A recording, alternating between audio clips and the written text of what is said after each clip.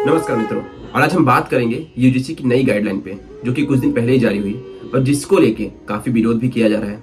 ऐसा माना जा रहा है कि स्वर्णम कैटेगरी पे भी इसका काफी असर पड़ा है और एसटी, एसटी, ओबीसी जो है इनके ऊपर भी काफी असर पड़ा है। तो आइए जानते हैं इसके कुछ एडवांटेज, कुछ डिसएडवांटेज और ये है क्या, इसके बारे में आज जानेंगे। तो अब देखिए, जो यूनिवर्सिटी ग्रैंड कमीशन है, जो कि भारत की पूरी यूनिवर्सिटी कॉलेजेस ये रेगुलेट करती है, इन्होंने एक नया रेगुलेशन जारी किया है जिसका नाम है promotion of equity in higher education institution regulation 2026।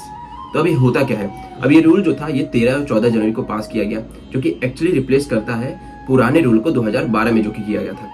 तो आइए जानते हैं इस रूल का पर्पस क्या है, इसको लाया क्यों गया है। तो सबसे पहला है प्रिवेंट डिस्क्रिमिनेशन, असमानता से बचाने के लिए। कॉलेज, कैंपस, ये सब में जाति, धर्म, लिंग, विकलांग एक्सेट्रा इन सब चीजों की असमानता से बचाने के लिए ये रूल लाया गया है। फिर दूसरा है कैंपस में समानता है, अच्छे से काम हो। कुछ ऐतिहासिक घटना की वजह से, जैसे एससी, एसटी, ओबीसी, इनके ऊपर कुछ ऐतिहासिक ऐसी घटना हुई थी, इनके ऊपर कुछ ऐसा अत्याचार हुआ था जिसको लेके ये रूल लाया गया है।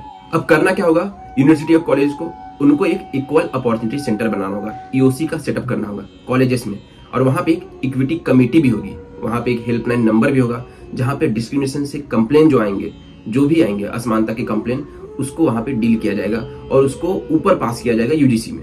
अब जानते हैं रूल्स कौन से होंगे जो यूनिवर्सिटी और कॉलेज को फॉलो करना होगा। पहला है इक्वल अपॉर्चुनिटी सेंटर, ये बनाने होंगे। सेकंड, इक्विटी कमेटी भी बनानी होगी और जिसके रिप्रेजेंटेटिव होंगे एससी, एसटी, ओबीसी और महिला होंगी या फिर विकलांग, इनमें से ही किसी एक को चुना जाएगा, एक एक लोग को चुना जाएगा, मतलब वहां पे जनरल कैटेगरी वाला कोई भी नहीं होगा। फिर है 24/7 हेल्पलाइन नंबर होंगे जहां पे कंप्लेन रजिस्टर के लिए चालू रहेगा 24/7। और फिर है रेगुलर बेसिस पे यूजीसी को रिपोर्ट देना होगा इक्विटी इश्यू को लेके। और इसके बाद क्या होगा, वहां पे तुरंत एक्शन होगा यूजीसी के द्वारा, जो कि ट्रांसपेरेंटली भी होगा। और अगर ये रूल फॉलो नहीं किए जाते, कमेटी में या कॉलेजेस में ये रूल नहीं फॉलो किए जाते, तो उनके ऊपर पेनाल्टीज लगेंगी या फिर कमेटी मेंबर को हटाया भी जा सकता है। अब आइए जानते हैं एक कंट्रोवर्शियल क्यों बना हुआ है। वैसे तो ये rule to protect student and staff from discrimination है, लेकिन इससे बहुत स्टूडेंट नाराज हैं और कई पॉलिटिकल लीडर भी इसका क्रिटिसिज्म कर रहे हैं। अब आइए जानते हैं कि कंसर्न क्या है। अब ये जो पावर है ये पूरे कॉलेज में सिर्फ एक ग्रुप को मिली है, जिसमें जनरल कैटेगरी का कोई है भी नहीं है। तो ज्यादा से ज्यादा जो पावर है ये उस ग्रुप के पास है। अब इसका उपयोग वो गलत तरीके से भी कर सकते हैं, कुछ अपने पर्सनल इश्यूज के लिए भी कर सकते हैं। तो ये यहाँ पे इसलिए बोला जा रहा है क्योंकि पहले भी इसके खिलाफ काफी फेक कंप्लेन भी रजिस्टर हुए हैं। अब उससे भी बड़ी दिक्कत क्या है, no penalties for false allegation. मतलब अगर कोई भी ऐसा कंप्लेन होता है जो कि उस ग्रुप ने किसी के ऊपर लगाया है एलिगेशन, और अगर वो बाद में फॉल्स निकलता है, गलत निकलता है, तो उसके रिवर्ट में कोई भी एक्शन नहीं लिया जाएगा कमेटी के ऊपर। लेकिन अगर वो एलिगेशन सच होता है तो उस स्टूडेंट के ऊपर एक्शन जरूर लिया जाएगा।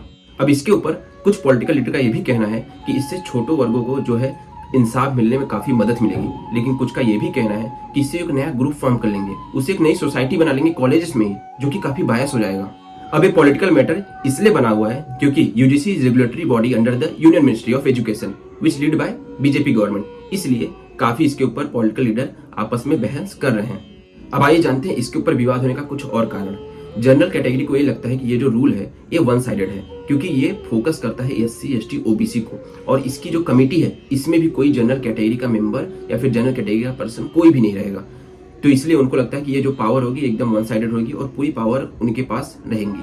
अब सेकंड पॉइंट क्या है, ये रूल जो है, जो कि अभी तक कॉलेजेस में जो सिचुएशन होती थी अभी तक ठीक ठाक होती थी, सब लोग आपस में थोड़ा मिलजुल के रहते थे।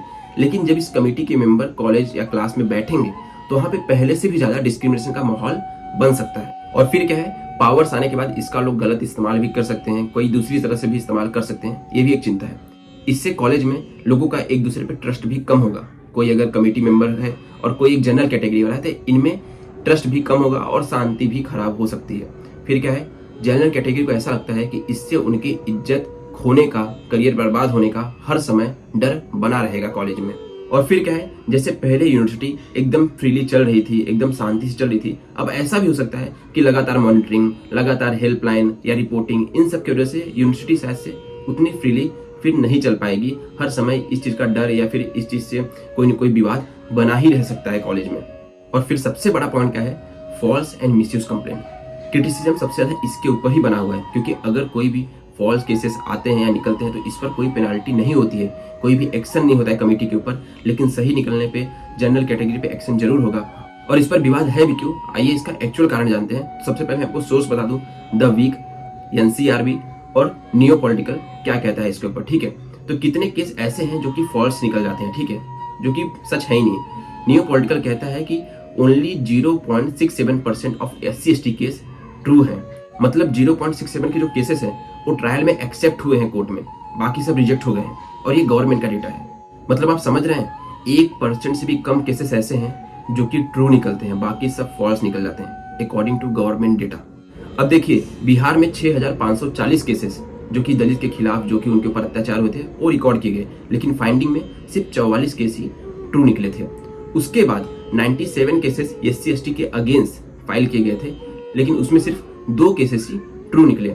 मतलब 0.67 के ही रेट था। मतलब 0.67 एंड 2.06 केसेस ट्रू हैं रेस्पेक्टिवली। अब देखिए, सरकार इस चीज में दिन पे दिन इतना सख्त होते जा रही है कि उत्तर प्रदेश में जो क्राइम केसेस रिकॉर्ड हुए थे, इनके खिलाफ 9451 केस हुए थे, जो कि पूरे कंट्री का 22.61% है। उसमें राजस्थान का 6659 केसेस हुए थे, जो कि 15.9%, और फिर बिहार में 15.6%, MP में 12.6%, जो कि पूरे कंट्री में इनका इतना कंट्रीब्यूशन रहा है। और यूपी में 600% का हाइक हुआ था केसेस रजिस्टर में, जहां पे 705 केस रजिस्टर हुए, और उसमें से सिर्फ 1 केस ही ट्रू निकला है। आप जाके देख सकते हैं NCRB की रिपोर्ट में। और यही विवाद का असली कारण है, क्योंकि जो फॉल्स केसेस निकल हैं उनके खिलाफ रिवर्ट में कोई कंप्लेन दर्ज नहीं होती, कोई एक्शन नहीं होता है। लेकिन अगर वो केसेस ट्रू निकलते हैं तो जनरल कैटेगरी के खिलाफ एक्शन जरूर होगा। और ये जो भी डेटा मैंने आपको बताया है, ये India today, Aaj Tak, Times of India, the Week, NCRB, इन सब की रिपोर्ट से ही मैंने बताए हैं। तो आप जाके इसको क्रॉस चेक भी कर सकते हैं। और आपको क्या लगता है इसके ऊपर, ये जो भी नया नियम है, जो भी रूल आया है, ये आपको कैसा लगा, या फिर जो भी आपकी राय है आप कमेंट करके जरूर बता सकते हैं।